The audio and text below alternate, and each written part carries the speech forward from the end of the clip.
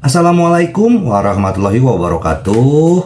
Apa kabar sobat Softer semuanya? Semoga kalian semua dalam keadaan sehat jasmani dan rohani, tidak kekurangan satu apapun. Oke, kita lanjutkan saja ceritanya. Gas. Bab 1061 sampai bab 1065. Ye Junlin masih terlalu lemah, bagaimana kalau menjadi lebih kuat? Ye Chen menghela nafas tak berdaya. Sekarang aku punya terlalu banyak cara untuk menghadapinya, sama seperti Li Ziran dan anak di dalam perutnya. Saya hanya ingin berpikir bahwa anak itu tidak dapat dilahirkan. Ya, Tuan Chen, tolong beri perintah, mari kita berurusan dengan Ye Junlin. Ye Chen menggelengkan kepalanya. Tidak, tidak, tidak. Aku akan membunuhnya secara perlahan, aku akan menghancurkan harga dirinya yang rapuh. Malam pernikahan, aku tidak akan membiarkanmu menjalani kehidupan yang damai. Ayo, pergi. Ye Junlin menemani saudaranya teman minum. Apalagi teman-teman istimewanya, sangat sulit berkumpul. Dengan saudara laki-laki dan mentornya di sini, Ye Junlin merasa sangat nyaman. Mentornya Zhong Longchuan berkata, Junlin, saya memahami situasi Anda. Satu hal yang ingin saya katakan adalah bahwa klan Ye di ibu kota memang luar biasa. Dengan warisan ribuan tahun, berbicara tentang seni bela diri, jumlah masternya sama banyaknya dengan Ada, izinkan saya memberitahu Anda sesuatu. Data, kan, apakah Anda tahu peringkat Daxia Sabre kami? Ye Junlin mengangguk, peringkat Gritsia Sabre adalah daftar para ahli di pasukan Gritsia, dan semua orang dalam daftar tersebut adalah ahli terbaik.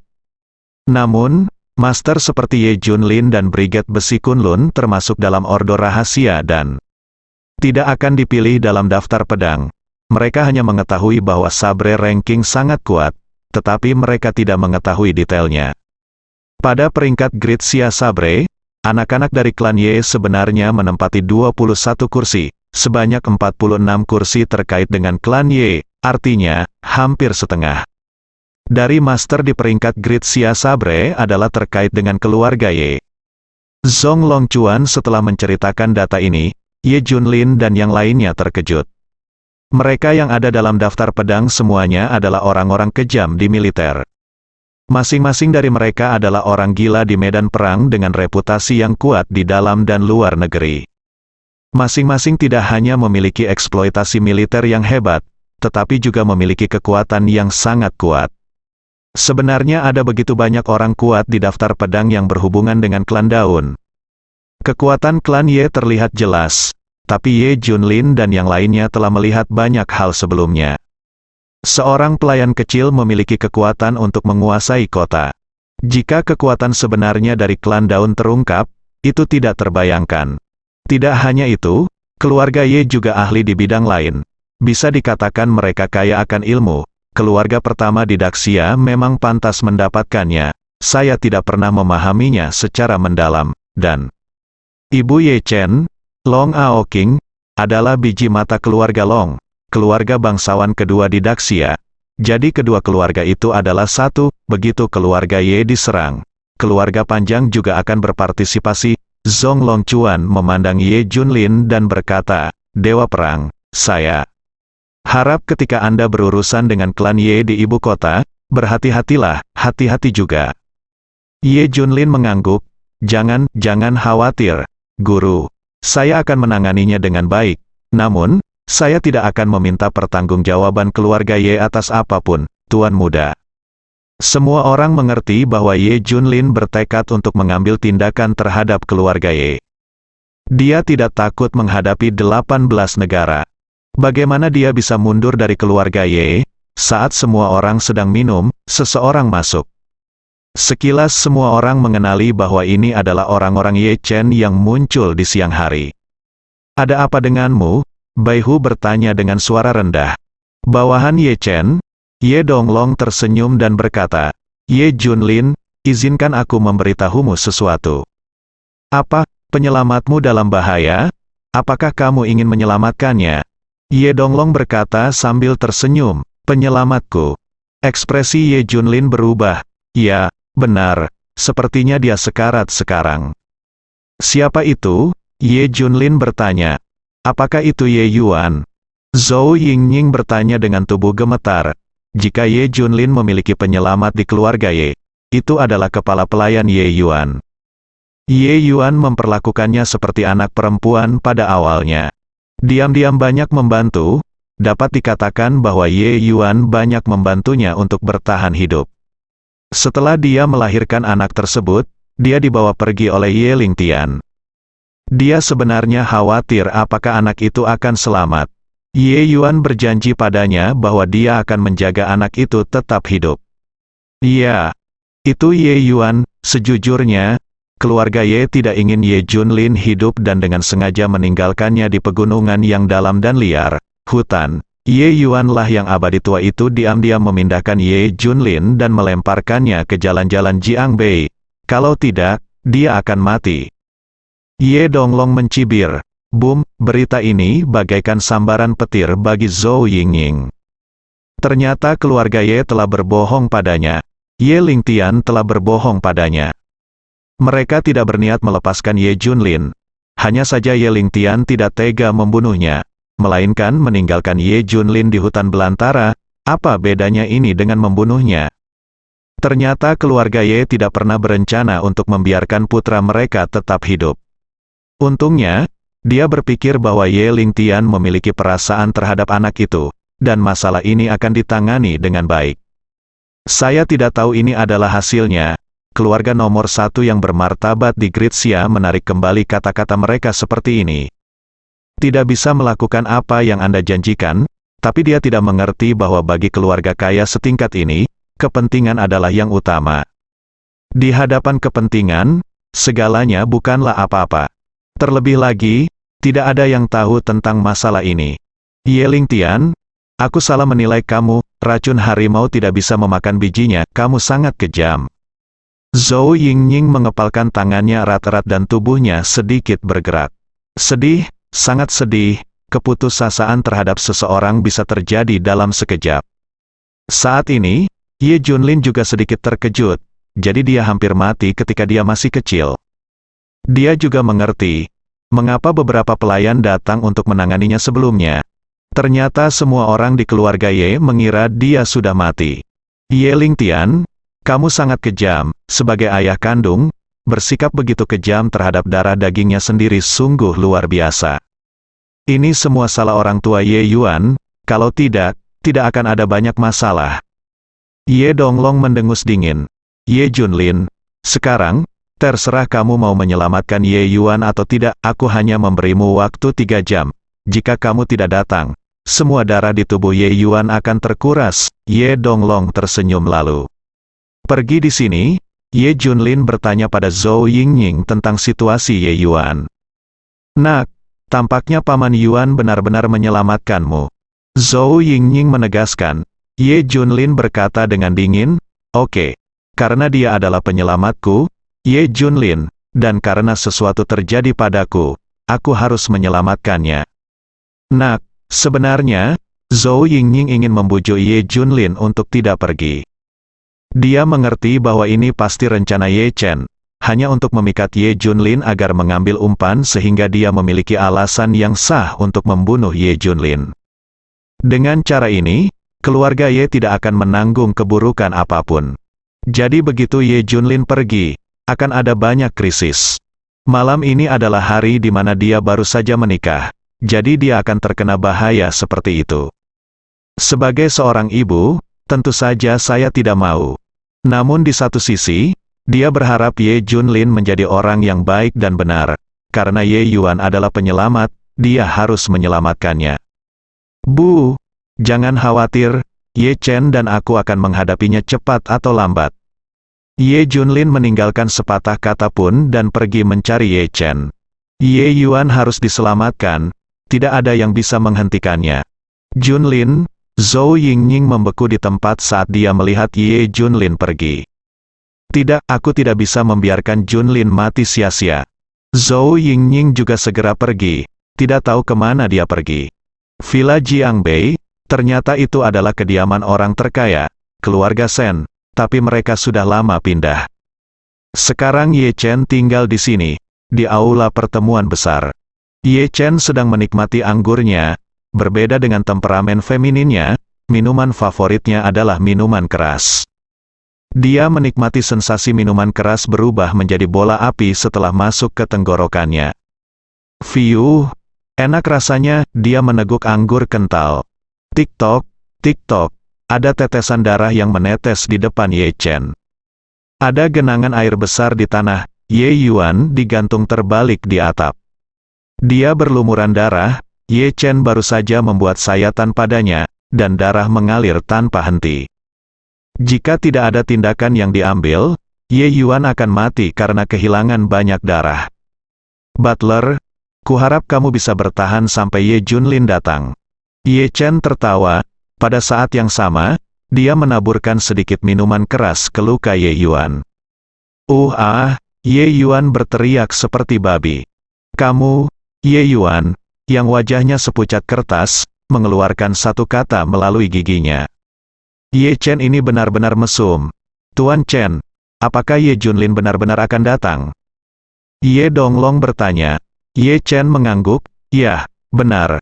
Saya sangat pandai menilai orang. Ye Junlin adalah orang yang terlalu menghargai persahabatan. Menurut pendapat saya dan ayah saya, ini adalah kekurangan total. Itu akan menjadi membebanimu di saat-saat kritis. Itu akan membunuhmu. Ini adalah konsep yang selalu diajarkan Ye Lingtian kepada Ye Chen. Jangan pernah menghargai persahabatan, tinggalkan segalanya di saat-saat kritis, dan jadikan dirimu kejam, sehingga kamu bisa mencapai hal-hal besar. Inilah mengapa Ye Lingtian bisa meninggalkan ibu dan anak Zhou Yingying. Ini adalah prinsip Ye Lingtian dalam melakukan sesuatu. Anda dapat meninggalkan segalanya pada saat kritis. Belum lagi Zhou Yingying dan Ye Junlin, yang pikirannya tidak berarti. Ini adalah batu sandungan dalam perjalanannya ke depan, dan dia tentu saja harus membuangnya. Itu benar, jika Ye Junlin tidak menghargai persahabatan, dia tidak akan datang sama sekali, apalagi mati. Ye Donglong tersenyum, Ye Chen mengangguk, ya, itu kebenarannya. Jika dia tidak datang, itu pasti akan baik-baik saja. Ye Chen, kamu terlalu berbahaya, kamu ingin memprovokasi Tuan Junlin untuk mengambil tindakan terhadapmu, sehingga untuk membunuhnya. Ye Yuan mengutuk. Senyuman di bibir Ye Chen semakin dalam. Tidak mungkin bajingan seperti itu memasuki keluarga Ye. Tapi sekarang ada terlalu banyak orang yang mengenalnya. Ada orang yang mengawasi sepanjang waktu. Aku tidak bisa membunuhnya dengan gegabah. Aku hanya bisa itu membuatnya kesal. Kamu, batuk-batuk-batuk, Ye Yuan begitu bersemangat hingga darahnya mengalir deras. Luka di tubuhnya menyengat sarafnya, menyebabkan dia mengerang pelan. Jika kamu bersabar lebih lama lagi, Ye Junlin akan segera datang. Ketika saatnya tiba, kamu akan pergi ke neraka bersama-sama dan tidak akan ada rasa sakit. Ye Chen mengambil pisau barat lagi dan membuat sayatan di tubuh Ye Yuan. Hai, jelas sekali bahwa darah Ye Yuan, yang digantung terbalik, mengalir semakin cepat. Ye Yuan tidak bisa bertahan lebih lama lagi, mungkin akan terasa sakit sampai mati sebelum darahnya mengering. Bang, Ye Chen, aku datang. Pada saat ini, pintu villa tiba-tiba terbuka, dan sebuah suara datang dari luar. Hahaha, Tuan Chen benar-benar tahu apa yang akan terjadi, Ye Junlin benar-benar mati. Kata Ye Donglong sambil tersenyum, hei. Ye Yuan menghela nafas, anak ini seharusnya tidak datang. Ye Junlin menendang pintu itu, masuklah ke Villa Jiangbei. Di Villa Jiangbei, Ye Chen memiliki ribuan orang. Mereka semua muncul dan menatap Ye Junlin saat dia tiba. Tangkap dia, semua orang hendak mengambil tindakan. Tunggu sebentar, biarkan dia masuk. Sebuah suara datang dari dalam. KKK, setelah menerima pesanan, ribuan master memberi jalan bagi mereka dan berdiri di kedua sisi, memperhatikan Ye Junlin masuk. Benar saja, semuanya adalah master. Latar belakang keluarga Ye memang cukup. Segera Ye Junlin datang ke ruang pertemuan. Melihat Ye Yuan tergantung terbalik, dia menyipitkan matanya. Ye Chen ini sangat kejam. Melihat genangan darah besar di tanah, Ye Junlin menjadi semakin marah. Ye Junlin, inilah penyelamatmu, jika dia tidak menyelamatkanmu, kamu akan mati di hutan belantara segera setelah kamu dilahirkan. Ye Chen tertawa. Saat ini, Ye Yuan sudah sekarat. Dia menatap Ye Junlin dan berkata, Jun, Tuan Muda Junlin. Paman Yuan, Ye Junlin menarik napas. Penyelamatnya diperlakukan seperti ini. Ye Chen, kenapa kamu tidak segera menurunkanku? Ye Junlin berkata dengan dingin, turunkan orang itu, ya. Tapi kita harus melihat apakah kamu mampu. Ye Chen tertawa, Tuan Junlin, cepatlah, cepat pergi. Ini berbahaya. Teriak Ye Yuan sekuat tenaga. Tidak apa-apa, aku harus menyelamatkanmu hari ini. Kamu menyelamatkan hidupku ketika aku masih kecil. Dan hari ini kamu dalam bahaya karena aku harus menyelamatkanmu, Ye. Junlin berjalan selangkah demi selangkah, crash. Tiba-tiba, terdengar suara gemerisik. Aula pertemuan yang tadinya kosong tiba-tiba dipenuhi orang, padat dengan ratusan ahli. Semua orang menatap Ye Junlin dengan tajam, dentang. Dan juga menutup pintu ruang pertemuan. Sekarang Ye Junlin tidak bisa melarikan diri bahkan jika dia memasang sayapnya. Ye Chen tersenyum, Ye Junlin pasti akan mati tanpa penguburan kali ini. Sebentar lagi, Ye Junlin akan dibunuh, begitu pula Ye Yuan. Ye Chen memikirkannya, beritanya akan dirilis nanti. Ye Junlin membunuh kepala pelayan Ye Yuan, dia membalas dendam Ye Yuan dan membunuh Ye Junlin. Ini untuk alasan yang bagus, yang lain tahu itu tipuan, tapi mereka tidak bisa membantahnya. Sisi lain, Zhou Yingying bergegas kembali ke kamarnya dan memutar nomor telepon yang tersimpan dalam ingatannya. Cepat, cepat, atau sesuatu akan terjadi di Junlin. Zhou Yingying berkata dengan cemas, halo, siapa ini? Ujung yang lain akhirnya menjawab telepon. Saya Zhou Yingying. Setelah Zhou Yingying mengungkapkan identitasnya, orang lain terdiam, bahkan suara napas pun menghilang. Tuan Ye Lingtian, saya tidak akan berbicara omong kosong dengan Anda. Saya hanya punya satu permintaan. Zhou Yingying segera mengatakan tujuannya tanpa omong kosong apapun. Dia khawatir jika terlambat, Ye Junlin akan berada dalam bahaya. Selama kamu melepaskan anakku, aku jamin kami, ibu dan anak, tidak akan pernah berselisih sedikit pun dengan keluarga Ye. Kamu juga. Tahu siapa saya akan melakukan apa yang saya katakan, ayo. Zhou Yingying memohon. Masalah ini bukanlah sesuatu yang bisa aku putuskan. Siapa yang menyuruhnya menjadi begitu sombong sehingga dia berani memprovokasi bahkan klan Ye di ibu kota? Kata Ye Lingtian dengan dingin. Dia masih muda dan bodoh. Tolong biarkan dia pergi sekali ini saja. Aku, Zhou Yingying, tidak pernah meminta apapun padamu. Tolong ampuni anakku sekali saja, aku bisa mati menggantikannya. Aku berlutut untukmu. Zhou Yingying sudah menangis. Saya tidak akan menanganinya. Tapi itu tidak berarti anggota keluarga Ye lainnya tidak akan menanganinya. Ye Lingtian menolak dengan menyamar. Ye Lingtian, jika kamu tidak setuju, aku akan memberitahumu rahasiamu. Zhou Yingying tiba-tiba berteriak, kamu. Pada saat ini, nada suara Ye Lingtian di ujung telepon tiba-tiba berubah.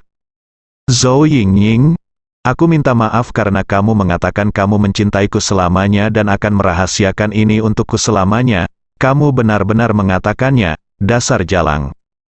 Ye Lingtian berkata dengan marah, tidak, aku akan mempertaruhkan nyawaku demi nyawa putraku. Biarkan dia pergi, atau aku akan memberitahumu. Zhou Yingying benar-benar panik. Oke, aku berjanji, selamatkan nyawanya, tapi ada pertanyaan. Bagaimana jika kamu mengancamku dengan rahasia ini lain kali? Tanya Ye Lingtian. Saya berjanji tidak akan mengancam Anda. Sekali ini saja. Ye Lingtian berkata dengan sungguh-sungguh, tidak, sekarang saya menemukan bahwa hanya orang mati yang dapat menyimpan rahasia.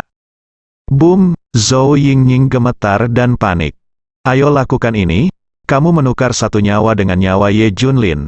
Setelah Ye Junlin baik-baik saja, aku akan mengirim seseorang untuk membawamu kembali ke ibu kota, Ye. Lingtian tidak akan pernah membiarkan rahasia ini bocor. Saya tidak peduli sebelumnya, itu karena Zhou Yingying sangat mencintainya. Dia lebih baik mati daripada menjaga rahasianya. Tapi sekarang ada Ye Junlin yang lain, situasinya berbeda. Jadi Zhou Yingying harus mati. Oke, aku berjanji padamu. Zhou Yingying mempertaruhkan nyawanya untuk menyelamatkan nyawa Ye Junlin. Di Villa Jiangbei, melihat ratusan master yang mengelilinginya, Ye Junlin tersenyum. Awalnya, hari ini adalah hari pernikahanku, dan aku tidak ingin melihat darah, tapi seseorang ingin memaksaku, maka aku tidak punya pilihan selain melakukan pembunuhan besar-besaran, Ye Junlin berkata dengan tenang. Ye Chen tersenyum dan berkata, Ye Junlin, aku mengagumi betapa tenangnya kamu, saat ini, kamu masih berani berbicara. Untuk hari ini, aku secara khusus memilihkannya untukmu. Kami menikah 6 tahun lalu di malam hari itu. Anggota tubuhmu dipatahkan dan dibuang ke jalan. 6 tahun kemudian, pada malam hari pernikahanmu, kamu dipukuli sampai mati. Hahaha. Semuanya sudah ditakdirkan, Ye Chen berkata dengan arogan, tersenyum. Ye Yuan juga sangat marah, abnormal. Terlalu sesat, rombongan di sekitar Ye Chen juga tertawa dan berkata, Nak, apakah kamu sudah membawa karangan bunga untuk peti mati dan batu nisanmu? Semuanya dipersiapkan dengan cermat untukmu, Ye Junlin. Tampak tenang dan berkata, Ye Chen, kesalahan terbesarmu datang ke Jiangbei secara langsung. Oh, kesalahan? Ye Chen bertanya dengan ragu. Karena kamu akan mati, bahkan jika hari ini adalah hari pernikahanmu, aku akan membuat pengecualian untukmu dan berlumuran darah. Ye Junlin sudah bertekad untuk membunuh. Ye Chen harus mati. Kemarilah, Ye Chen hendak memberi perintah. Tapi saya menerima panggilan telepon. Apa? Kenapa? Oke. Aku mengerti, ayah. Setelah Ye Chen menutup telepon, dia menatap Ye Junlin dengan tidak percaya. Tuan Chen, beri perintah, desak Ye Donglong. Tanpa diduga, Ye Chen melambaikan tangannya dan berkata, semuanya, silakan mundur, Ye Junlin tidak akan membunuhnya. Keputusan ini mengejutkan semua orang. Dia sebenarnya berhenti membunuh Ye Junlin. Oke, Ye Junlin menganggapmu beruntung. Aku tidak akan membunuhmu hari ini. Ye Yuan juga memberikannya padamu, kata Ye Chen sangat tertekan. Dia tidak mengerti mengapa ayahnya tidak membunuh Ye Junlin. Dia diberi perintah kematian tanpa penjelasan. Tidak apa-apa, hanya karena kamu tidak membunuhku. Bukan berarti aku akan melepaskanmu. Ye Junlin menatap Ye Chen dengan tatapan membunuh. Bersambung.